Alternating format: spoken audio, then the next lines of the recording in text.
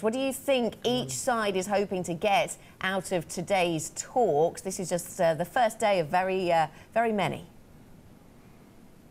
That's right. I think both sides are pretty happy that the talks are actually going to be starting today. So just that, I think, is a bit of an accomplishment given all that's been going on, especially over in London recently.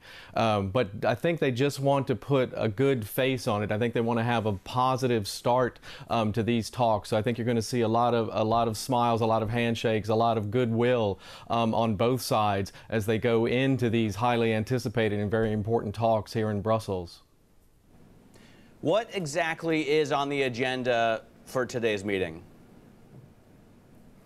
Today, it's mostly just the initial contact, if you will. But the EU has made sure that its main initial objectives are there. So you're going to see what they call the separation issues. Okay, and this is the bill, the divorce bill, financial settlement, and it also includes the citizens' rights of people, EU people living in the UK and UK people living in the rest of the EU. Now, we're not going to see any decisions, any agreements or anything like that today, but the EU wants to make sure that those things are the first things on the agenda when the talks get underway.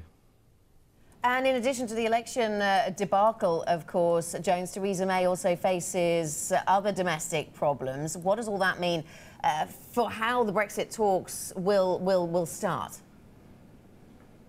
Well, the main thing that means is a bit of confusion. It's a bit of we don't know. The EU side doesn't know where exactly the UK position is, and of course the UK doesn't know. It depends on how things shake out, how things come together back in London. So even though we're starting the talks here, we really don't know exactly what the UK position is going to be. So it's probably best that they start with these separation issues, if you will, and try to get those out of the way, and then set up the sequence of how the talks are going to go forward, and then they can get down to the substance.